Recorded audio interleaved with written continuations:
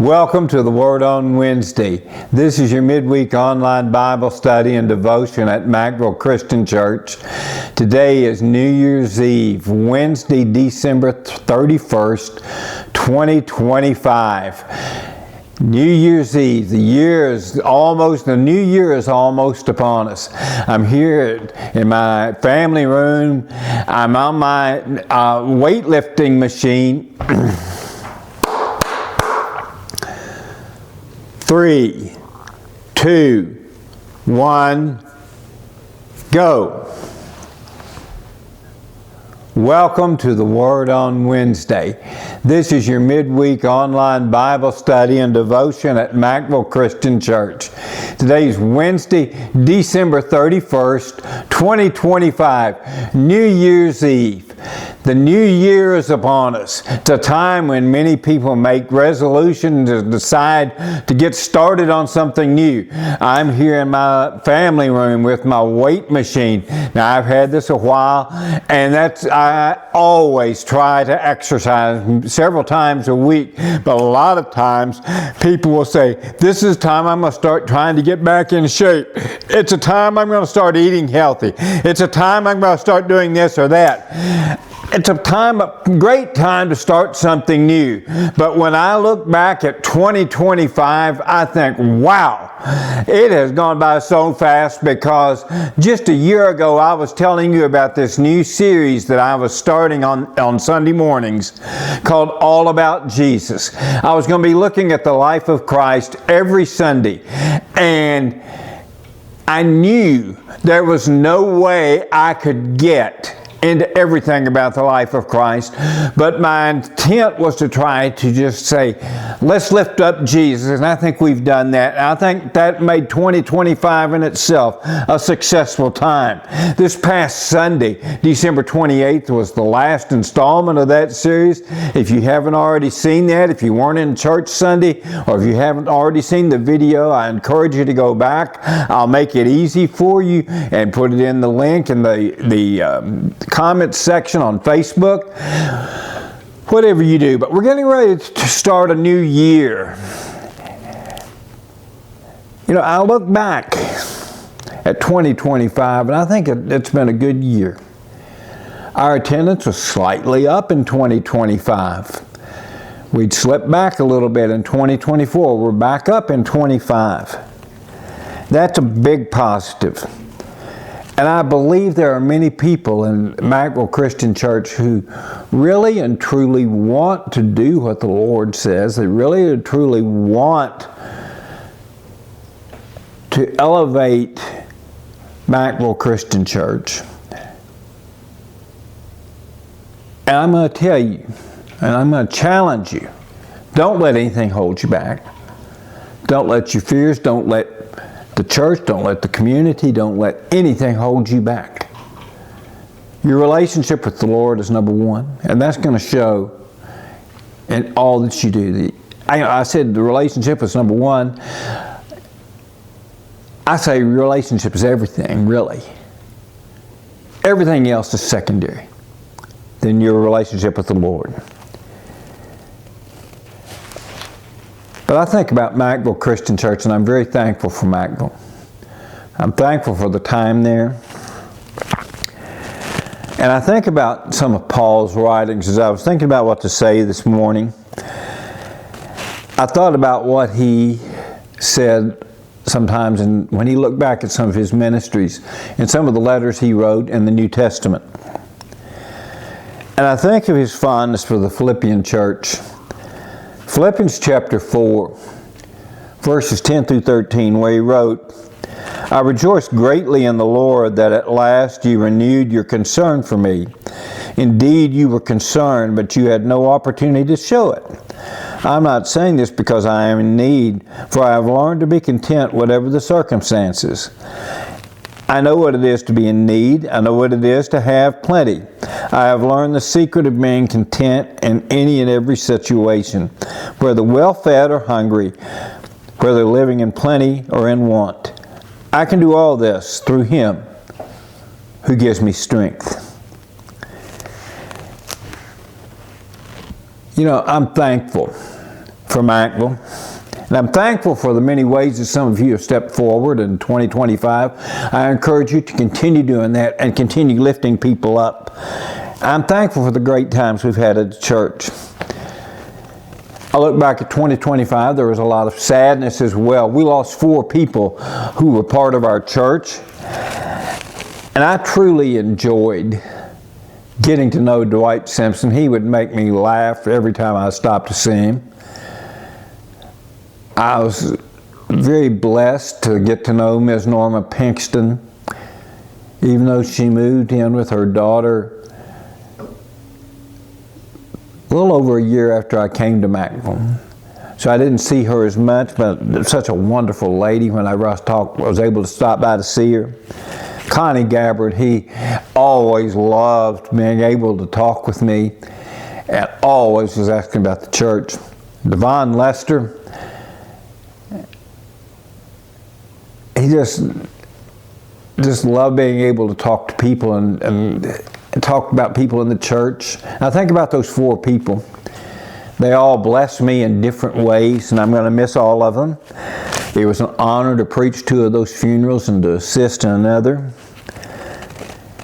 But even though I was very sad when each of those people passed away, I also rejoiced that I got to know them in some way because they lifted me up. I also know that I'm going to look back at 2025 very fondly. My passion for preaching grows every day. It was renewed several years ago, but it grows every single day. You know, recently someone in the church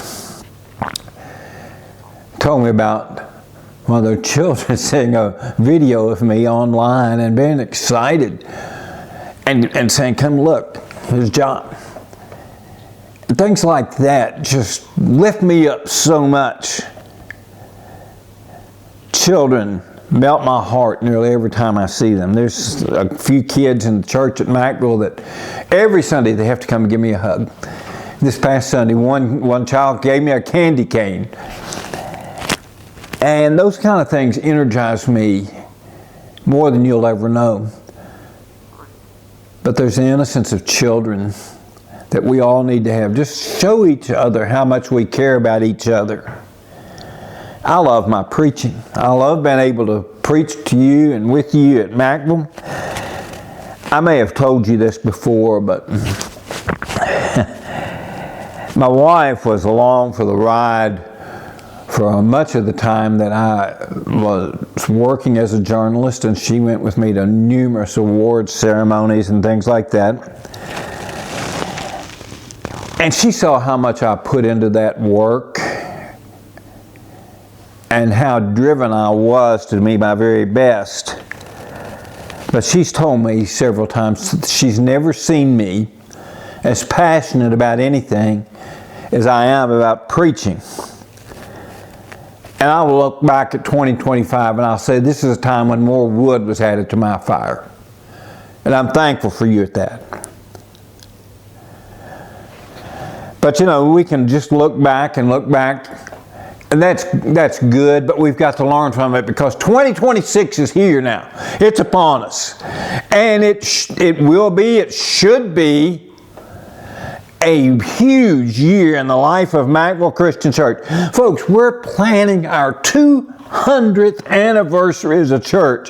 It was back on August 19th, 1826, that some people came together to form a church just outside of Mackville, and a few years later, they moved that church into town in the exact same spot, my understanding is, the exact same spot where we meet today. That's a huge, huge accomplishment that we should be proud of. Mackville Christian Church apparently has some very strong ties to the Great Cane Ridge Revival that happened up in Bourbon County, Kentucky in 1801. And the church has continued to minister all those years. Back in 2023, the Christian Standard listed the oldest independent Christian churches and churches of Christ in the United States. And according to that survey, there's only 20 or 21 churches in America that have been continually meeting longer than Mackville Christian Church. There's only 3 or 4 or 5 in Kentucky that have been meeting longer. Now we realize that some churches might have inadvertently been omitted, but the bottom line is that Mackville has endured, and she still is a beacon for the Lord. We have a huge history. We can have an even greater future in the Lord. See, history is something from which we can and should learn. But we look ahead because of what we can do based upon our history. You see, I'm proud to be the minister of Mackville Christian Church as we prepare for this milestone Sunday. But if we simply look back, we've dropped the ball. We need to learn from the past to be a vibrant church, a vibrant group of people for the Lord in 2026 and in the years ahead. You know, I've been pointing to this time almost from the day when I got to Mackville and I realized where we were as a church at that time. I started mentioning it occasionally, and now I have a weekly reminder on your bulletin called your countdown to 200. Because that 200 years is a testament to your resilience, to faith, and most of all, to God's blessings. And I encourage you to fully embrace that heritage because we can learn. You see, history teaches us that times change. We can learn from the good and from our mistakes. Recently, I was watching a documentary about General George S. Patton, one of the most fascinating people in American history. During World War II, General Patton was the general that the Germans feared most, and his mad dash across Europe in 1944 and 1945 played a major role in bringing the war to a close. But the documentary also pointed out how technology today would make some of the things he did impossible. Because times have changed.